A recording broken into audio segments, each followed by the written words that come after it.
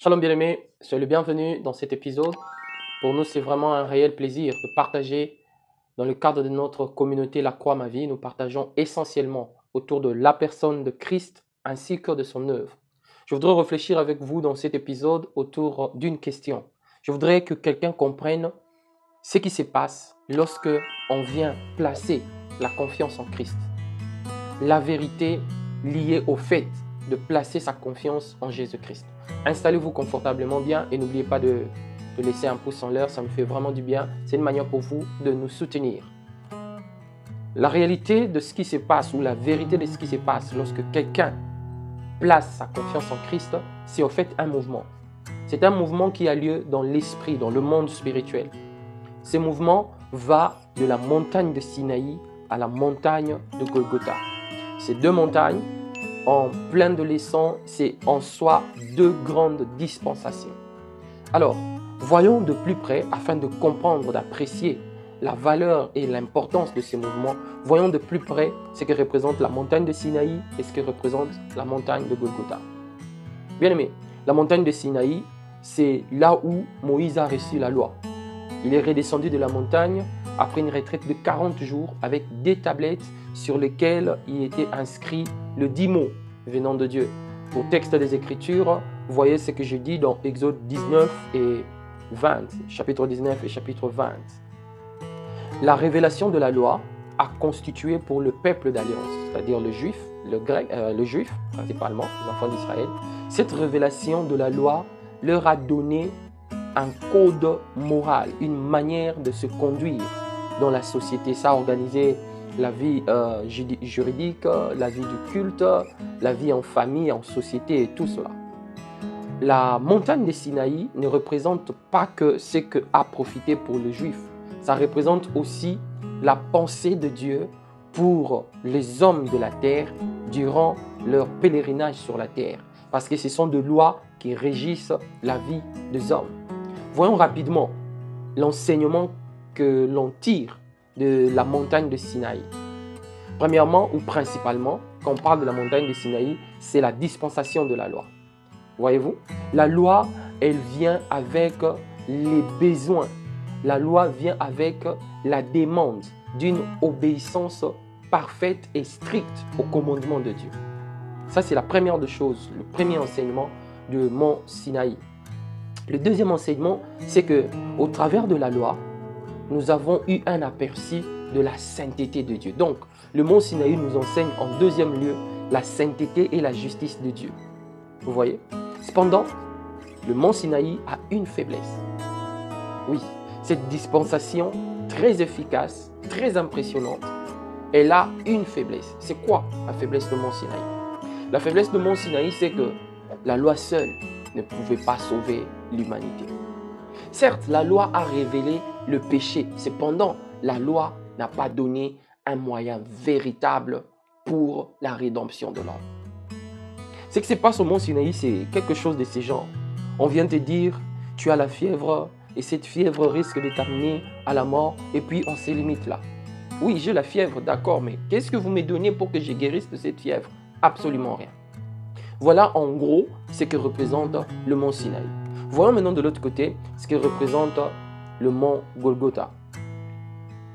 Comme vous le savez, pour ceux qui ne le savent pas, Golgotha est l'endroit où Jésus-Christ a été crucifié pour le péché du monde. C'est ça Golgotha. C'est sur cette montagne que la grâce divine s'est manifestée de manière suprême et majestueuse. Voyez-vous?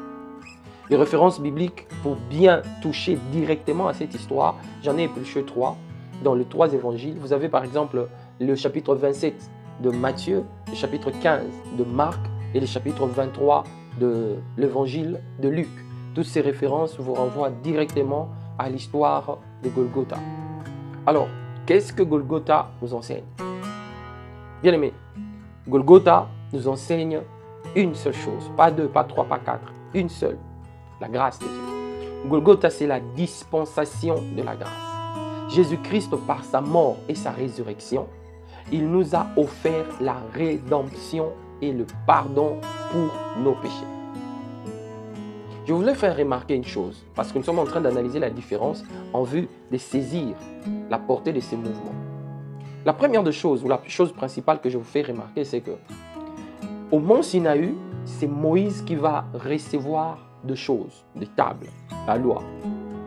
Alors qu'au mont Golgotha, c'est la grâce qui se manifeste, la grâce de Dieu. Cela m'amène à comprendre que, vous savez, une chose ne peut pas se manifester. À la limite, une chose ne peut pas se manifester. Une pierre ne peut pas se manifester. On peut constater, on peut recevoir une pierre en cadeau, mais une pierre ne peut pas se manifester. Et quand on dit que sur le mont Golgotha, la grâce de Dieu s'est manifestée, lorsqu'on parle de Christ, on veut simplement nous amener à comprendre que ce que Christ avait fait là, c'était l'incarnation même de la plus haute expression. C'était l'expression nue de la grâce de Dieu. La grâce de Dieu se révélait toute nue, sans aucun couvert, sans aucun détour. Voilà la grande différence entre Golgotha et Sinaï. Mais ça ne s'arrête pas là. Je soulignais la faiblesse de Golgotha, plutôt de Sinaï. Est-ce qu'il y a une faiblesse à Golgotha? Heureusement non, il n'y en a pas. Par contre, il y a une force. Dans Golgotha, dans la dispensation de la grâce, la force c'est quoi? La force c'est que la grâce, c'est un don gratuit de Dieu, accessible à tous ceux qui acceptent Christ comme Seigneur et Sauveur. Voyez-vous? C'est pourquoi je disais tantôt que quand quelqu'un place de manière sérieuse sa confiance en Christ, il y a un mouvement qui s'est fait sur le plan spirituel. Ce mouvement qui nous fait quitter la dispensation de la grâce, plutôt de la loi, vers la dispensation de la grâce. Mais ce n'est pas encore suffisant. De manière pratique, qu'est-ce que je veux dire? Je veux dire ceci, c'est que lorsque l'on vient placer la confiance en Christ, on se repose. On n'a plus besoin de gagner quoi que ce soit par nos œuvres, par nos efforts. Souvenez-vous, dans la loi, il fallait obéir, il fallait respecter scrupuleusement, au risque de se faire tuer. La loi a révélé la justice et la sainteté de Dieu.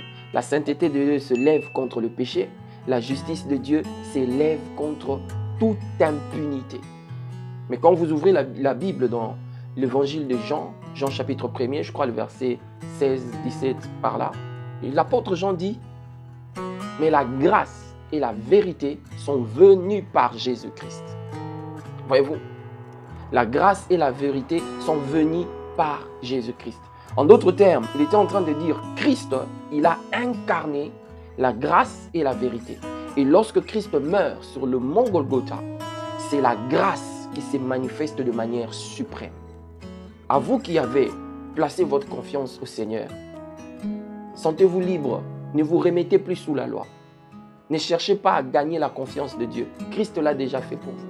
Ne cherchez pas à plaire à Dieu au moyen des œuvres. Christ l'a déjà fait pour vous. Mais à vous qui n'avez pas encore donné votre vie à Jésus, la chose est simple. Je vous invite à faire cette prière. C'est juste un canevas. Et la clé de la vérité de cette prière dépend de l'attitude de votre cœur. Parce qu'il est écrit, c'est lorsque l'on croit de son cœur que l'on devient enfant de Dieu, que l'on est sauvé. Alors, s'il y a déjà quelque chose dans ton cœur qui te pousse à croire en l'œuvre de Jésus, principalement dans le fait qu'il a pardonné tous tes péchés,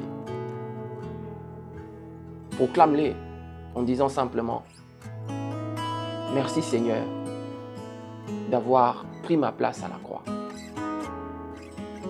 Tiens-moi la main, conduis-moi, afin que je ne me perde plus jamais. Amen. Amen. C'est la prière la plus simple, mais qui produit des effets éternels. Il ne me reste plus qu'à vous dire, partager un petit conseil pour vous qui venez de recevoir Christ. Cherchez une église où on prêche Jésus, pas une église philosophique, pas une église où l'on expose les déceptions des hommes, pas une église où l'on fait la morale, mais une église où l'on prêche la grâce de Dieu, une église où l'on prêche l'amour de Dieu. C'est de cette manière que vous parviendrez à faire les autres étapes, les autres pas dans cette nouvelle marche, parce que vous avez invité Christ à vous tenir la main, ce qu'il a déjà fait. Laissez-lui maintenant vous conduire. Et vraiment, il ne me reste plus qu'à dire maintenant là, un grand shalom de partout où vous nous suivez. Que le Seigneur vous bénisse.